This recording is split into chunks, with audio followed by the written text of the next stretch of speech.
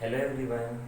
So today we'll do the class 12 chapter solid state topic classification of crystalline solids. ठीक है, इससे पहले जो आपने लास्ट वीडियो देखी होगी तो उसमें हमने सॉलिड्स की क्लासिफिकेशन की थी, ठीक है, जिनको हमने अमॉर्फस और क्रिस्टलाइन सॉलिड्स कहा था। अब इस चैप्टर में जो सॉलिड स्टेट का सिर्फ एक ही हम पार्ट पढ़ने वाले हैं जो इम्पोर्टेंट होगा, that is the crystalline solids. तो इसकी क्लासिफिकेशन हमें करनी है। तो देखिए, क्लासिफिकेशन में मैं कुछ चीज़ें आपको बताना चाहूँगा। जैसे क्लासिफिकेशन में टाइप्स ऑफ सॉलिड की कैसे क्लासीफाई करेंगे वो मैंने यहाँ लिखे हुए हैं। यहाँ मैंने लिखे हुए हैं कॉन्स्टिट्यूएंट पार्टिकल्स। कॉन्स्टिट्यूएंट पार्टिकल्स मतलब कि ये फर्दर किसके बने होते हैं। कॉन्स्टिट्यूएंट पार्टिकल्स का तो मतलब आपको पता ही होता है एटम मॉलिक्यूल्स, ठीक है, एटम्स के मॉलिक्यूल्स के किस चीज़ के बने वो यहाँ पे। फिर इन कॉन्स्टिट्यूएंट पार्टिकल्स में क्या फोर्सेज हैं, ठीक है, फोर्सेज भी आपको पता होंगे। जो हम फोर्सेज कहते हैं इंटर एटॉमिक या इंटर मॉलिक्यूलर फोर्सेज, कि जो ये पार्टिकल्स हैं, इन पार्टिकल्स में कौन से फोर्सेज हैं वो यहाँ लिखे हैं, ठीक है। हर एक सॉलिड के लिए अलग अलग होंगे। फिर ये जो टाइप ऑफ सॉलिड है, ठीक है, इसका एग्जाम्पल क्या है, आपको एग्जाम्पल के साथ भी बताएंगे। फिर इन फोर्सेस की वजह से उसका नेचर क्या होता है, उसकी फिजिकल नेचर क्या होती है, इन्हीं फोर्सेस की वजह से उसकी इलेक्ट्रिकल कनेक्टिविटी क्या होती है। फिर देखेंगे उसका मेल्टिंग पॉइंट या फिर अदर कोई उसका कोई अदर प्रॉपर्टी, अदर कोई खास उसका स्पेशल कोई कैरेक्टरिस्टिक है तो वो स्टडी करें, ठीक है। तो सबसे पहले स्टडी करते हैं आपका टाइप्स ऑफ सॉलिड। पहला चलते हैं, that is the ionic solid. पहला सॉलिड है आयनिक सॉलिड। अब आयनिक सॉलिड, आयनिक सॉलिड्स के बारे में आपने पढ़ा होगा, आयनिक कंपाउंड भी आपने पढ़ा होगा 9th या 10th में। तो वहाँ पर देखिए कॉन्स्टिट्यूएंट पार्टिकल्स क्या होते हैं, पॉजिटिव और नेगेटिव आयंस होती हैं, पॉजिटिव और नेगेटिव आयंस। इनके बीच में फोर्सेस कौन से होते हैं, इन्हीं पॉजिटिव नेगेटिव आयंस के बीच में इलेक्ट्रोस्टैटिक फोर्सेस होते हैं, मतलब इलेक्ट्रिक फोर्सेस होते हैं। कैसे? क्योंकि एक होगा प्लस, एक होगा माइनस, और आप जानते हैं कि unlike charges attract each other, ठीक है, ऐसे दो चार्जेस जिन पे अपोजिट साइन है वो एक दूसरे को अट्रैक्ट करते हैं। तो सेम यहाँ भी ये भी आपस में अट्रैक्ट होते हैं, और जो फोर्सेज आएंगे वो इलेक्ट्रिक फोर्सेज या इलेक्ट्रोस्टैटिक या कोलम्बिक फोर्सेज भी आपने बोल दिया, ठीक है। Example NaCl। अब मैं आपको दिखाता हूँ बना के, तो I am not having space here so I can show you here. देखिए एक मैं यहाँ बना देता हूँ, जैसे Na+ और Cl नेगेटिव, ठीक है ना। ये आपने आयनिक कंपाउंड्स में ये आपने जो कंपाउंड है पढ़ा हुआ है कि इसका स्ट्रक्चर कैसे बनता है, Na+ Cl नेगेटिव, ठीक है। अब Na+ में आपको पता है कि पॉजिटिव चार्ज है, ठीक है। इस पॉजिटिव आयन को हम क्या बोल देते हैं, हम कैटायन भी बोल देते हैं।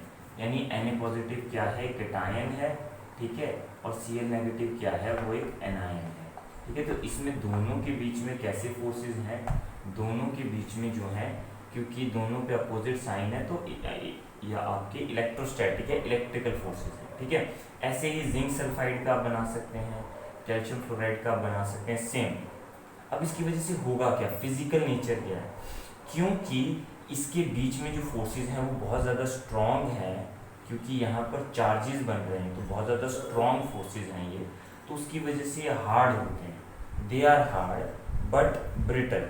अब इसका मीनिंग क्या हुआ, देखिए हार्ड का मीनिंग है कि आप जब इसके ऊपर फोर्स लगाएंगे तो ये अपनी शेप चेंज नहीं करेंगे, they can not be deformed, ठीक है, उसको आप डिफॉर्म नहीं कर सकते यहाँ पे। बट अगर आप बहुत ज़्यादा फोर्स लगा देंगे तो वो टूट जाएंगे, सो दे आर ब्रिटल, टूट सकते हैं, बट एक्चुअल में अपनी जो वो है अपनी शेप चेंज नहीं वो होने देंगे, दे कैन ब्रेक, ठीक है। So hard but brittle. फिर आते हैं इसकी इलेक्ट्रिकल कनेक्टिविटी पे। इलेक्ट्रिकल कनेक्टिविटी का मीनिंग क्या है कि आप उसमें से करंट पास करते हैं तो क्या करंट पास होगा या नहीं होगा। तो देखिए सिंपल एग्जांपल NaCl का देख लीजिए। अगर NaCl सॉलिड स्टेट में है तो आप उसमें से दो वायर्स के थ्रू अगर आप करंट पास करते हैं तो इट इज़ नॉट पॉसिबल, क्योंकि in solid state it do not conduct electricity. तो इंसुलेटर एग्जिस्ट करते हैं ये सारे सॉलिड्स में, जब ये सॉलिड स्टेट में एग्जिस्ट करेंगे। बट अगर हम इन्हें मोल्टन स्टेट में लें, मोल्टन स्टेट का मतलब आपने देखिए NaCl लिया सॉलिड, आपने उसमें बहुत ज़्यादा टेम्परेचर बढ़ा दिया, बहुत ज़्यादा टेम्परेचर बढ़ाने से NaCl गल जाएगा, तो मोल्टन स्टेट आ गया, उसमें वो कंडक्ट करेंगे। Why? Because now these ions are free to move, ये आयंस क्या हो जाएंगी, they are free to move, ठीक है। वहीं पे अगर हम बात कर लेते हैं आपका एक्वस सॉल्यूशन। एक्वस सॉल्यूशन का मतलब पानी में आपने मिला दिया, पानी में मिलाने पर भी ये these ions are free to move. तो ये आयंस ही हैं जो आपके चार्ज कैरियर्स का काम भी करेंगे, यानी इलेक्ट्रिसिटी को कंडक्ट कराने का ये काम भी करेंगे। उसके बाद मेल्टिंग पॉइंट हाई क्यों है? मेल्टिंग पॉइंट हाई इसीलिए है क्योंकि देखिए मेल्टिंग क्या है, मेल्टिंग मतलब सॉलिड को लिक्विड में चेंज करना। अब सॉलिड को लिक्विड में चेंज करने के लिए आपको टेम्परेचर ज़्यादा लगाना पड़ेगा, हीट ज़्यादा देनी पड़ेगी। क्यों? क्योंकि यहाँ पर आपको बताया था कि ये जो फोर्सेस होते हैं ये बहुत ही ज़्यादा स्ट्रांग होते हैं, ठीक है। तो स्ट्रांग फोर्सेस को तोड़ने के लिए आपको क्या करना पड़ेगा, आपको ज़्यादा टेम्परेचर देना पड़ेगा, यानी मेल्टिंग पॉइंट बढ़ जाएगा, तो मेल्टिंग पॉइंट हो गया हाई, ठीक है। फिर लास्ट जो इसकी एक स्पेशल प्रॉपर्टी है that is the other characteristics में, that it is soluble in polar. Soluble in polar का मीनिंग क्या है? देखिए पोलर सॉल्वेंट की हम बात करते हैं, जैसे अब आपको पता है NaCl जो है वो पानी में घुल जाता है, ठीक है, पानी में घुल जाता है। तो वाटर क्या होता है? वाटर आपने याद रखना, water is a polar solvent. Water क्या है? एक पोलर सॉल्वेंट है और पोलर ही पोलर में डिसॉल्व होगा। पोलर का मीनिंग क्या है एक्चुअल में? जैसे NaCl के ऊपर आ रहा है ना, देखिए वहाँ पे चार्ज आ रहे हैं, ठीक है। वैसे ही जब वाटर का हम मॉलिक्यूल बनाते हैं तो उसके ऊपर भी हल्के हल्के चार्जेस आते हैं, ठीक है, जिनको हम पार्शियल चार्जेस भी बोलते हैं। तो उसकी वजह से वो भी पोलर, ये भी पोलर, और पोलर ही पोलर में डिसॉल्व करता है या सॉल्युबल होता है, ठीक है, यानी घुल जाता है सॉल्युबल का मतलब। वैसे ही चलिए नेक्स्ट टाइप ऑफ सॉलिड्स पे, that is the molecular solids. अब मॉलिक्यूलर सॉलिड्स में क्या है कि एटम्स ऑफ नोबल गैसेस और नॉन पोलर मॉलिक्यूल्स। तो दो कांस्टेंट पार्टिकल्स बताए हैं। एक तो अगर आप नोबल गैसेस लेते हैं तो उसके एटम्स लेने हैं आपको, ठीक है। अगर आप कोई भी नॉन पोलर मॉलिक्यूल लेते हैं, मतलब कोई मॉलिक्यूल लेते हैं, तो वो नॉन पोलर होना चाहिए। अब इसके लिए मैं आपको ना एक डायग्राम से शो करता हूँ, देखिए आपको बहुत ही अच्छे से समझ में आएगा, ठीक है। एग्जाम्पल पहले देख लीजिए, फिर एग्जाम्पल देख लेंगे तो और भी अच्छे से समझ में आ जाएगा। देखिए एग्जाम्पल क्या है यहाँ पे, जैसे आर्गन है, ठीक है, आर्गन लेके चलें आप, हीलियम लेकर चलें, क्रिप्टॉन लेकर चलें, वो सारे क्या हैं, वो आपके नोबल गैस के एटम्स हो गए, ठीक है, एटम्स एटॉमिक स्टेट में। बट अगर आप एज अ मॉलिक्यूलर फॉर्म में लेकर चल रहे हो तो H2 क्या है, एक नॉन पोलर मॉलिक्यूल है, ठीक है। I2 क्या है, नॉन पोलर मॉलिक्यूल। CO2 क्या है, नॉन पोलर मॉलिक्यूल। ये पोलर नॉन पोलर क्या होता है? देखिए पोलर नॉन पोलर ऐसा है कि पोलैरिटी जो है वो चार्जेस की वजह से आती है, आपको बताया था। जैसे इनको आप पोलर बोल सकते हैं, इसमें चार्ज आते हैं, इनमें चार्ज नहीं आते, ठीक है, इनमें चार्ज नहीं आते हैं, तो इसीलिए ये आपके नॉन पोलर हो गए, ठीक है। अब इसकी वजह से ये सॉफ्ट होते हैं और इंसुलेटर होते हैं, और फोर्सेस कौन से होते हैं इसमें? London dispersion forces. अब ये फोर्सेस कैसे आते हैं? तो एक्चुअली ये फोर्सेस ऐसे आते हैं, जैसे मान लीजिए मैं बात कर लेता हूँ आर्गन एटम की, तो मैंने आर्गन के 2 एटम ले लिए, ठीक है, आर्गन के मैंने 2 एटम ले लिए। अब आप सभी 9-10 क्लास में पढ़ के आए हैं कि एटम कैसे बनता है। तो एटम में एक होता है न्यूक्लियस, ठीक है, बीच में होता है न्यूक्लियस और बाहर होते हैं इलेक्ट्रॉन, बीच में होता है न्यूक्लियस और बाहर होते हैं इलेक्ट्रॉन, ठीक है। अब आर्गन के मैंने 2 एटम ले लिए। अब इन 2 एटम्स के बीच में मुझे फोर्सेस देखने की लंडन डिस्पर्जन फोर्सेस क्या होते हैं। तो इसमें क्या होता है कि देखिए अब इलेक्ट्रॉन लगातार घूम रहे हैं न्यूक्लियस के अराउंड, तो एक टाइम ऐसा आएगा कि देखिए अब आपको पता है कि वो ऑर्बिट्स में घूमते हैं, ठीक है, तो एक टाइम ऐसा आएगा कि घूमते घूमते जो इलेक्ट्रॉन्स हैं, एक टाइम ऐसा भी आएगा कि वो सारे के सारे एक तरफ को शिफ्ट हो जाएंगे, ठीक है, they can shift towards one side, क्योंकि वो लगातार घूम रहे हैं। So it is possible that they can shift on one side, यहाँ पर इलेक्ट्रॉन्स ज़्यादा इलेक्ट्रॉन्स यहाँ पर शिफ्ट हो गए, ठीक है, कोई चीज़ घूम रही है तो ये तो पॉसिबल है कि एक टाइम पे वो दोनों एक ही तरफ आ जाएं, ठीक है। तो यानी इसकी वजह से क्या हो जाएगा कि देखिए इलेक्ट्रॉन इधर आ गए और पॉजिटिव चार्ज इधर आ गया। अब उसकी वजह से यहाँ पर जो रखा हुआ एक और एटम है, इसमें क्या होगा, इसमें आपका इस पॉजिटिव चार्ज की वजह से अब इसके इलेक्ट्रॉन इस तरफ शिफ्ट हो जाएंगे, क्योंकि positive charge attracts the negative charge, ठीक है, और यहाँ पर तो न्यूक्लियस तो अपनी ही जगह पे रहेगा, इलेक्ट्रॉन एक तरफ आ जाएंगे। तो इसमें कहने का मतलब क्या है कि यहाँ पर आपके लंदन डिस्पर्जन फोर्सेस आ गए। कौन से फोर्सेस आ गए? आपके लंदन डिस्पर्जन फोर्सेस आ गए इन दोनों के बीच में, दोनों ही आर्गन एटम बनने के लिए थे।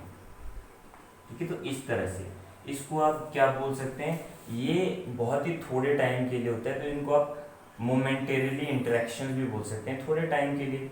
क्योंकि सीधी सी बात है, जब वो इलेक्ट्रॉन घूमते घूमते एक तरफ चले गए तो वो लगातार घूम रहे हैं, तो वो उधर थोड़ी देर के लिए ही रहेंगे, फिर घूमना शुरू कर देंगे। ठीक है, सो थोड़ी देर के लिए होता है ये। तो इंटरेक्शंस क्योंकि थोड़ी देर के लिए होते हैं तो बहुत ज़्यादा वीक होते हैं। ठीक है, काफ़ी वीक होते हैं ये, क्योंकि जो यहाँ पर ये होगी इंटरेक्शन, ये थोड़े टाइम के लिए होगी। तो इसकी वजह से अभी फोर्सेस वीक हैं। अगर फोर्सेस स्ट्रांग होते हैं जैसे ऊपर वाले, तो जो भी आपका सॉलिड बनता है वो हार्ड बनता है। अब ये वीक है तो आपको पता है फिर क्या बनेगा, सॉफ्ट बनेगा। ठीक है, अब क्योंकि यहाँ पर कहीं चार्जेस दिखे आपको, जैसे चार्जेस आपने Na पॉजिटिव Cl नेगेटिव में बनाए थे, नहीं ना, तो ये क्या काम करेंगे, इंसुलेटर काम करेंगे। ठीक है, उसके बाद क्योंकि ये जो फोर्सेस हैं आपके ये काफ़ी वीक हैं, तो इसीलिए मेल्ट भी जल्दी हो जाएंगे, क्योंकि उनके बीच का जो ये जो फोर्स है इसको ब्रेक करने के लिए हमें बहुत थोड़ी एनर्जी की ज़रूरत पड़ेगी, तो बहुत ही लो, वेरी लो। ठीक है, तो इसकी वजह से अदर कैरेक्टरिस्टिक्स अगर हम इनके देखें तो इनकी डेंसिटी कम होती है, क्योंकि आपको पता है कि अगर फोर्सेस बहुत ज़्यादा वीक हों तो डेंसिटी घट जाती है। ठीक है, क्योंकि आपकी डेंसिटी क्या होगी कि कितने ज़्यादा से ज़्यादा जो हैं वो पार्टिकल्स पास पास हैं। ठीक है, अब यहाँ पर क्योंकि इनके बीच का फोर्स ही वीक है तो पार्टिकल इतना पास नहीं आएंगे, तो ऑफकोर्स डेंसिटी पे फर्क पड़ेगा, डेंसिटी लो हो जाएगी। और वोलेटाइल है। वोलेटाइल का मतलब क्या होता है कि जैसे आपने पानी देखा ना, पानी को अगर आप एक बर्तन में डाल के खुला रख दें तो थोड़े ही टाइम में बोलते हैं ना पानी सूख गया, थोड़ा सा वो भाप बन जाता है, that is due to the volatile character of water. वैसे ही ये जो होते हैं ये भी वोलेटाइल होते हैं। ठीक है, कि अपने बॉइलिंग पॉइंट से नीचे ही ये वेपर्स बन जाते हैं। ठीक है, तो ये बता दिया मैंने आपको नॉन पोलर के बारे में। अब चलते हैं पोलर की तरफ। तो पोलर में क्या है कि पोलर में कॉन्स्टिट्यूएंट पार्टिकल्स आते हैं, पोलर मॉलिक्यूल्स। अब पोलर मॉलिक्यूल्स कौन से होते हैं? तो ऐसे मॉलिक्यूल्स जिनके ऊपर आपके चार्जेस बनेंगे। कैसे बनेंगे मैं हल्का सा दिखा दूंगा आपको। तो इसको हम कहते हैं डायपोल डायपोल इंटरेक्शन। जैसे कि एग्जाम्पल में इसमें आपके फोर्सेस का नाम है ये डायपोल डायपोल इंटरेक्शन। ठीक है, और एग्जाम्पल में HCl SO2। ठीक है, तो कैसे बनेंगे देख लेते हैं। जैसे मैं आपको एक एग्जांपल दे देता हूँ। जैसे मान लीजिए मैंने HCl का एग्जांपल ले लिया। ठीक है, HCl का एग्जांपल लेकर मैं आपको समझाता हूँ। अब देखिए ज़रा HCl का, HCl। ठीक है, अब यहाँ पर होता क्या है कि यहाँ पर भी चार्जेस आते हैं। ठीक है, चार्जेस आएंगे तो यहाँ पर एक तरह का चार्ज आता है नेगेटिव, बट इसको हम कहते हैं डेल्टा। ये पूरा चार्ज नहीं है, कम चार्ज है, ये भी थोड़ा कम चार्ज है, दैट इज डेल्टा प्लस। तो यहाँ पे डेल्टा वर्ड का मतलब है कि चार्ज कम है, चार्ज है बट कम चार्ज है। ठीक है, तो अब इसको आप ऐसे शो करके दिखा सकते हैं, क्योंकि चार्जेस आ रहे हैं आपके, तो इसको आप पूरे को क्या बोल देते हैं हम, डाइपोल भी बोल देते हैं। इसको ऐसे शो करके दिखा सकते हैं आप, इधर है प्लस इधर है माइनस, ऐसे डाइपोल। ठीक है, कि जो पॉजिटिव चार्जेस हैं आपके और जो नेगेटिव चार्जेस हैं वो सेपरेटेड हैं। ठीक है, वो एक दूसरे से अलग हैं, तो इसको हम डाइपोल बोल देते हैं। ठीक है, अब डाइपोल डाइपोल इंटरेक्शन, इसका मीनिंग क्या है? जैसे एक HCl आपका मॉलिक्यूल मैंने ऐसे बनाया, दूसरा HCl मॉलिक्यूल मैंने ऐसे बनाया, तो सीधी सी बात है इन दोनों मॉलिक्यूल्स के बीच में ये रहा माइनस ये रहा प्लस, तो इन दोनों के बीच में क्या आ गया, यहाँ पे आपका फोर्स आ गया। कौन सा फोर्स आ गया? इसको हमने बोल दिया कि यही तो है कि ये रहा एक डाइपोल, ये रहा दूसरा डाइपोल, और डाइपोल के बीच में कौन सी इंटरेक्शन? Dipole dipole interaction. कौन सी interaction? Dipole dipole interaction, simple. तो इसको हमने कह दिया डाइपोल डाइपोल इंटरेक्शन। अब ये इंटरेक्शन इससे अलग क्यों है? क्योंकि यहाँ पर तो वो थोड़ी ही देर के लिए इंटरेक्शन होती है, बट यहाँ ये इंटरेक्शन ज़्यादा टाइम के लिए होती है, ज़्यादा टाइम के लिए। ठीक है, तो इसकी वजह से हालांकि ये भी फोर्सेस इतने ज़्यादा स्ट्रांग नहीं होते, बट हाँ इनसे ज़रूर ज़्यादा स्ट्रांग होते हैं। ठीक है, तो उसकी वजह से ये भी सॉफ्ट होते हैं आपके, ठीक है, होते ये भी इंसुलेटर हैं, बट इनका मेल्टिंग पॉइंट इनसे ज़्यादा होगा, क्योंकि फोर्सेस इनसे ज़्यादा स्ट्रांग हैं। किनसे ज़्यादा? आपके नॉन पोलर से ज़्यादा स्ट्रांग है पोलर के फोर्सेस, ठीक है। तो इसीलिए आपका इनका जो मेल्टिंग पॉइंट है वो लो है, उनका वेरी लो था ऊपर वालों का, इनका लो, ठीक है। तो ऐसे मैंने हल्का सा आपको सिखाया। वैसे डायपोल डायपोल और भी डिटेल में मैं आपको बताऊंगा, ठीक है, जब आपका ये आगे आएगा आपका ना, in the 11th class it is there, ठीक है। तो पोलर के बाद चलते हैं हाइड्रोजन बॉन्डेड। अब हाइड्रोजन बॉन्डेड का मतलब क्या होता है? हाइड्रोजन बॉन्डेड एक तरह के यही टाइप है जो अभी आप पढ़ के आए, डायपोल डायपोल इंटरेक्शन, बट ये इसका एक स्पेशल केस है। तो आप यहाँ पर लिख भी सकते हैं अगर आप लिखना चाहो कि it is a special case, it is a special case of dipole dipole, कि ये स्पेशल केस है डायपोल डायपोल का, ठीक है। तो यानी अगर आपने डायपोल डायपोल पढ़ लिया तो आपको ये भी समझ में आ गया। बट डिफरेंस क्या है? डिफरेंस ये है कि यहाँ पर जो मॉलिक्यूल होंगे वो तो पोलर ही होगी, उनमें dipole dipole interaction he, but उस डायपोल डायपोल इंटरेक्शन को आप हाइड्रोजन बॉन्डिंग बोल देते हैं। कब? जब हाइड्रोजन जो है वो नाइट्रोजन, ऑक्सीजन या फ्लोरीन के एटम के साथ लगा हुआ हो। जैसे कि एग्जांपल देख लो वाटर का, तो मैं आपको एग्जांपल दे देता हूँ। देखिए ऐसे ही चार्जेस में लिखूंगा वाटर में, ठीक है, क्योंकि सेम तरह की इंटरेक्शन है, तो सेम तरह के ही मैं आपको दिखाऊंगा। देखिए अब वाटर का होता है फॉर्मूला H2O। अब देखिए एक O लिया और मैंने बनाए 2 H, बन गया फॉर्मूला H2O, ठीक है। अब यहाँ पर देखिए ऑक्सीजन के ऊपर मैंने लगाया नेगेटिव चार्ज, ठीक है, और हाइड्रोजन के ऊपर लगाया मैंने प्लस चार्ज, यहाँ पर भी लगाया मैंने प्लस चार्ज। अब आप सोच रहे होंगे मैंने यहाँ पे 2 नेगेटिव क्यों लिखा? क्योंकि एक प्लस यहाँ पर, एक प्लस यहाँ पर, तो यहाँ पर 2 नेगेटिव लगाना पड़ेगा, ताकि पूरा का पूरा मॉलिक्यूल क्या है वो तो न्यूट्रल है ना, तो उसके लिए चार्जेस को बैलेंस करना भी आना चाहिए, ठीक है। तो कहने का मतलब क्या है कि यहाँ पर भी वही काम हो रहा है जो आपका डायपोल डायपोल में हुआ, पर डिफरेंस क्या है कि यहाँ पर एक जो है हाइड्रोजन है और दूसरा ऑक्सीजन है। तो अगर हाइड्रोजन ऑक्सीजन के साथ लगा हो, या हाइड्रोजन फ्लोरीन के साथ लगा हो, या हाइड्रोजन जो है नाइट्रोजन के साथ लगा हो, ऐसे किसी भी मॉलिक्यूल में, तो वहाँ पर आप डायपोल डायपोल इंटरेक्शन को हाइड्रोजन बॉन्डिंग बोल देते हो, हाइड्रोजन बॉन्डिंग बोल देते हो। ये बॉन्डिंग किस तरह से होती है? जैसे ये मॉलिक्यूल है ना आपका, ऐसा मैंने एक मॉलिक्यूल और बना लिया यहाँ पे, जैसे एक मॉलिक्यूल मैंने और बना लिया यहाँ पे। सो ये देखिए ऐसे ऐसे, तो ये देखिए यहाँ पर इसके ऊपर नेगेटिव चार्ज, इसके ऊपर प्लस चार्ज, तो इन दोनों के बीच में कौन सी इंटरेक्शन? इन दोनों के बीच में जो इंटरेक्शन है that is called hydrogen bonding, ठीक है, हाइड्रोजन बॉन्डिंग। देखिए नाम में ही हाइड्रोजन है, तो यानी जो मॉलिक्यूल होगा उसमें हाइड्रोजन तो पक्का होगा, बट ध्यान रखिएगा हाइड्रोजन के साथ नाइट्रोजन, ऑक्सीजन, फ्लोरीन का एटम भी आना चाहिए, तभी हाइड्रोजन बॉन्डिंग होगी। जैसे यहाँ पे एक और एग्जांपल अमोनिया का, इसको अमोनियम कहते हैं, NH3 को, हाइड्रोजन है ना और साथ में नाइट्रोजन भी है, तो हाइड्रोजन बॉन्डिंग होगी।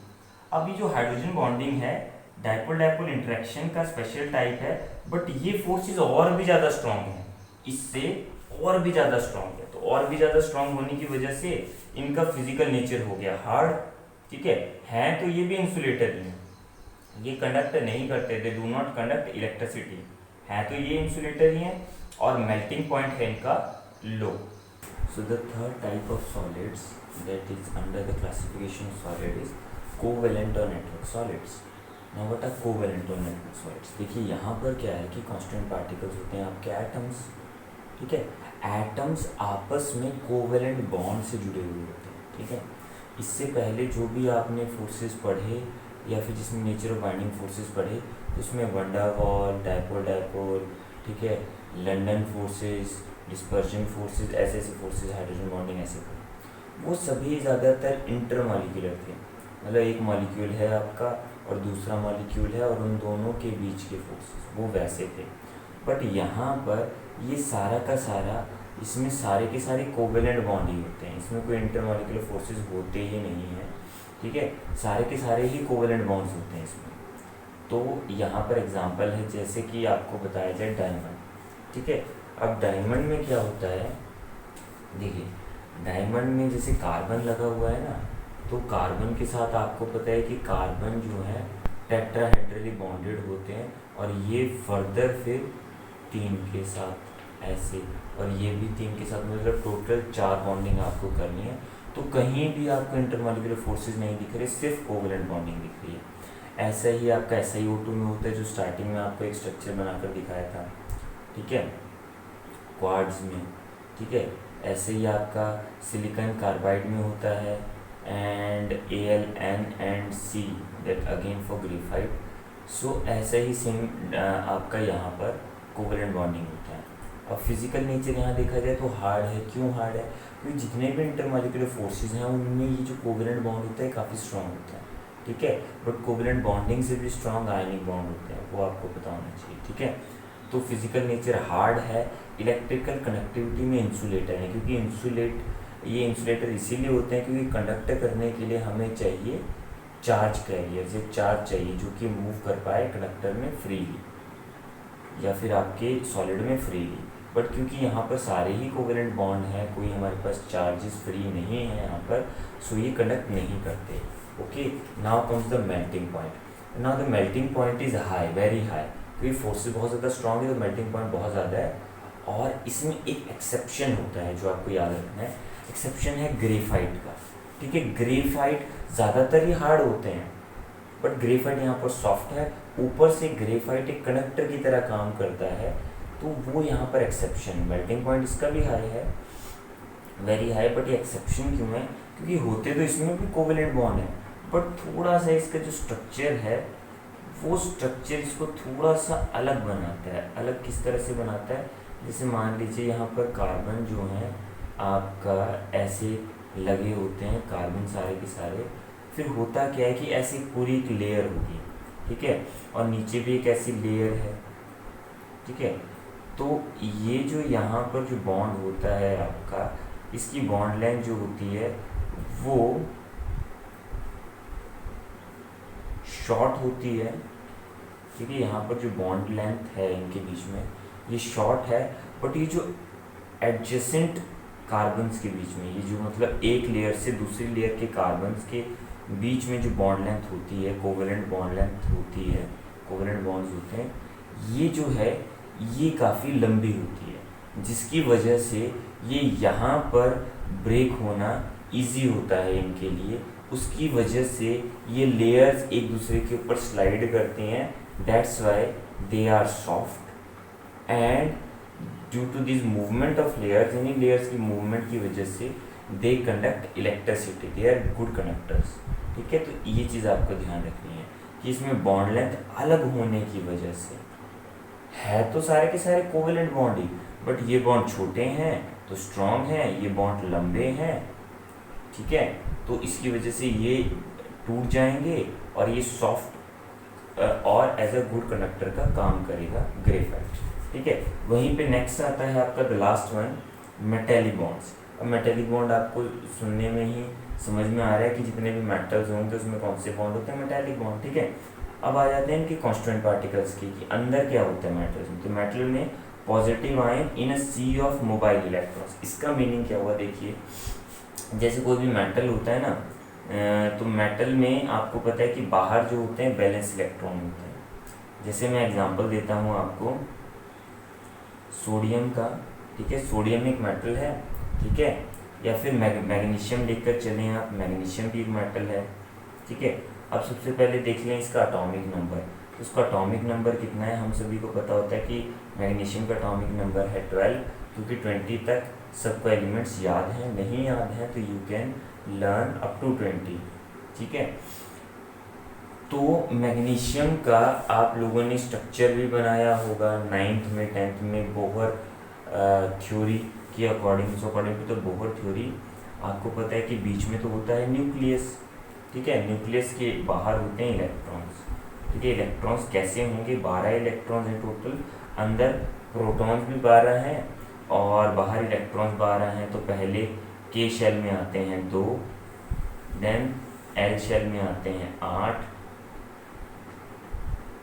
ठीक है, ये हो गए आपके 6 और ये 2 8। उसका KL के बाद आते हैं हम M शेल में, ठीक है, M शेल या ऑर्बिट में। तो 2 8 8 और 2 10 और 2 12। तो अब ये जो बाहर वाले इलेक्ट्रॉन है, outermost electron, these are called valence electron. So outermost electrons, इन्हीं को आप क्या कहते हैं, वैलेंस इलेक्ट्रॉन्स। इन्हीं इलेक्ट्रॉन्स को आप वैलेंस इलेक्ट्रॉन्स या फिर इस केस में मोबाइल इलेक्ट्रॉन्स या फिर फ्री इलेक्ट्रॉन्स,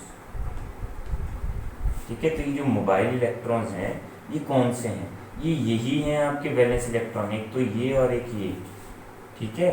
सारे नहीं हमने लेने हैं कि सारे के सारे इलेक्ट्रॉन ही आप लेकर चलेंगे, नहीं, सिर्फ बाहर वाले वैलेंस इलेक्ट्रॉन। अच्छा जी, ये वैलेंस इलेक्ट्रॉन अगर दे आर फ्री, ये पूरा घूम रहे हैं मेटल में, तो what is left now, so we are left with, अगर 2 इलेक्ट्रॉन आप यहाँ से निकाल दें तो ये बन जाएगी आपकी 2 इलेक्ट्रॉन निकलने के बाद Mg2 पॉजिटिव आयन बन जाएगी, ठीक है। तो मेटेलिक बॉन्डिंग कैसी होती है, मेटल्स में होता क्या है कि ये जो पॉजिटिव आयन होती है ये ऐसी होती हैं, ठीक है, ये होती हैं fix, these positive ions are fix and electrons are free to move. अब यहाँ जो इलेक्ट्रॉन है वो ध्यान रखिएगा कि ये इलेक्ट्रॉन सिर्फ ये वैलेंस इलेक्ट्रॉन है जिनकी हम बात कर रहे हैं, और इन पॉजिटिव आयंस को हम कई बार कर्नल्स भी बोल देते हैं, इन्हीं पॉजिटिव आयंस को हम कर्नल्स बोल देते हैं, और जो इलेक्ट्रॉन्स हैं इनको हम मोबाइल या वैलेंस इलेक्ट्रॉन बोल देते हैं, मोबाइल या फिर वैलेंस इलेक्ट्रॉन या फिर फ्री इलेक्ट्रॉन्स, ठीक है। तो इतना तो हो गया, अब आपको आइडिया हो गया कि मेटेलिक बॉन्डिंग क्या है, ठीक है, या मेटल्स में जो आपके पार्टिकल्स होते हैं वो कैसे होते हैं। अब जो इस तरह का जो आपका मेटेलिक बॉन्ड्स बनते हैं वो कहाँ बनते हैं, ठीक है, ये जो सॉलिड्स होते हैं ये आपके इसके एग्जांपल हैं सभी मेटल और अलॉय। सभी मेटल और अलॉय में इसी तरह की बॉन्डिंग होती है। आपका नेचर वाइज आपको पता है ये मेटल जो होते हैं वो हार्ड होते हैं, मेटल सारे हार्ड होते हैं। अगर कनेक्टिविटी की बात की जाए तो they are good conductor of electricity, जो हम छोटी क्लासेस से भी पढ़ते आ रहे हैं कि metals are always good conductor of electricity. Then comes the melting point, melting point भी इनका फेयरली हाई होता है। अब एक जो अदर कैरेक्टरिस्टिक होता है जो हमें पता ही है कि मेटल्स हैं तो मेलेबल भी होंगे, डक्टाइल भी होंगे, एंड दे पोजेस लस्टर, यानी उनमें चमक भी होगी, ठीक है। जैसे कोई भी मेटल सरफेस है तो हम मेटल को क्यों प्रेफर करते हैं, क्योंकि उनकी जो सरफेस होती है शाइनियर होती है, वो हार्ड भी होते हैं, ठीक है, they are malleable also, ductile also. तो जो जो प्रॉपर्टीज मेटल्स की आपको आती हैं you can write in the last one. इस lattice, basis and crystal lattice. So what are the 3 things here. देखिए अब ये 3 चीज़ें हैं क्या, इनको डिटेल में हमने पढ़ना है और इनकी ज़रूरत क्या है। देखिए अभी आप थोड़ी देर पहले जो है, इससे पहले हम पढ़ के आए हैं कि सॉलिड स्टेट में जब हम इसकी क्लासिफिकेशन करते हैं so we classify them as crystalline solids और अमॉर्फस सॉलिड्स, ठीक है। उसमें भी मैंने आपको बताया था कि जो हमारा इम्पॉर्टेंट है that one is the crystalline solid, और उसकी ही फर्दर आप लोगों ने क्लासिफिकेशन भी पढ़ी थी लास्ट लेक्चर में। तो क्रिस्टलाइन सॉलिड क्योंकि इम्पॉर्टेंट है और उसका एक बहुत इंपॉर्टेंट फीचर होता है उसकी रेगुलर अरेंजमेंट, उसी को स्टडी करना है। भाई जिसकी अरेंजमेंट इरेगुलर है, ठीक है, जिसका पैटर्न ही नहीं बनता उसको क्या स्टडी करें, ठीक है। तो इसीलिए क्रिस्टलाइन सॉलिड्स का एक पैटर्न बनता है पर्टिकुलरली, तो उसके स्ट्रक्चर को हम स्टडी करते हैं, ठीक है। तो उसके स्ट्रक्चर को पढ़ने के लिए हम पहले पढ़ते हैं स्पेस लैटिस को, ठीक है, क्योंकि आपको अरेंजमेंट को पढ़ना है, रेगुलर अरेंजमेंट को पढ़ना है। तो देखिए किस तरह से हम स्टार्ट करते हैं स्पेस लैटिस के साथ। That space lattice is a regular repeating arrangements of points in space. मतलब आप क्या करें, अगर आप पॉइंट्स लगा दें स्पेस में, ठीक है, उनकी एक अरेंजमेंट आप बना दें, वो अरेंजमेंट रेगुलर होना चाहिए, मतलब वो रिपीटिंग होनी चाहिए। तो उस पूरी अरेंजमेंट को आप बोल देंगे स्पेस लैटिस, ठीक है। जैसे एग्जांपल पे मैंने पॉइंट लगा दिए, देखो वहाँ पे मैंने पॉइंट लगाए, तो वहाँ पर ये पॉइंट्स क्या है, देखो ये एक तरह का आप बोल सकते हो कि एक तरह का स्क्वायर ही बना रहे हैं यहाँ पे, और यही पैटर्न आपका रिपीट हो रहा है पूरे इसमें। तो इस पूरे को आप क्या बोल देते हैं, space lattice you can call, ठीक है। यहाँ तक आपको मैंने बता दिया। Now comes the next point, basis. Basis को समझें। बेसिस क्या है? Basis the collection of atoms in particular fixed arrangement in space. ठीक है, बेसिस क्या है? बेसिस जस्ट एक कलेक्शन है। ठीक है, मतलब कलेक्शन मतलब इकट्ठा किए आपने, चाहे वो सिंगल एटम है, it can be single atom और it can be a group of atoms और आयंस ऑल्सो। ठीक है, मतलब कुछ भी आप लेकर चल सकते हैं as a basis. Either you can take a atom और अ मॉलिक्यूल और आयन। ठीक है, अब इस बेसिस का काम क्या है देखिए, समझिए। अब क्रिस्टल लैटिस में इन दोनों का काम है, इन दोनों की हेल्प से we are going to explain this. So crystal lattice is equal to space lattice plus basis. Space lattice क्या है? जिस पॉइंट का अरेंजमेंट है। बेसिस क्या है? बेसिस वो एटम है या ग्रुप ऑफ एटम है। अगर ये एटम और ग्रुप ऑफ एटम को मैं उठाऊं और ये पॉइंट क्या है? ये जगह है सिर्फ स्पेस में। इन जगहों पे जहाँ पे पॉइंट लगे हुए हैं वहाँ पे मैं एटम्स को लगा दूँ या ग्रुप ऑफ एटम्स को लगा दूँ, तो उसके बाद जो मुझे पूरा स्ट्रक्चर मिलेगा या पूरा जो भी चीज़ मिलेगी, that is called crystal lattice. So what is crystal lattice? That is space lattice plus basis. देखिए इसकी एक बार मैं डेफिनेशन बताता हूँ आपको, फिर एक्सप्लेन करता हूँ। So it's a regular arrangement. अब वहाँ पे पॉइंट्स का अरेंजमेंट कहा था फर्स्ट पॉइंट में, फर्स्ट आपकी डेफिने जब हमने इसको डिफाइन किया था। बट यहाँ पर जो है हम क्या बात कर रहे हैं? हम बात कर रहे हैं कॉन्स्टिट्यूएंट पार्टिकल्स के। पॉइंट्स ना लेकर हम कॉन्स्टिट्यूएंट पार्टिकल्स ले रहे हैं, जो कि एटम्स, आयंस और मॉलिक्यूल्स हैं। इन्हीं को हम बेसिस भी बोल देते हैं। ठीक है, जो आपके ब्रैकेट में लिखे हैं। Of a crystal is called crystal lattice. यानी अब आपने क्या करना है, देखिए ये जो पॉइंट लगे थे, अब देखिए पॉइंट की जगह पे मैंने एटम रख दिए, पॉइंट्स की जगह पे मैंने एटम रख दिए, यानी we replace point with basis in space lattice. की स्पेस लैटिस में आप पॉइंट की जगह पे एटम या मॉलिक्यूल रख दीजिए। So you will get a crystal lattice. अब इसको हमने पढ़ना है, it is our important topic.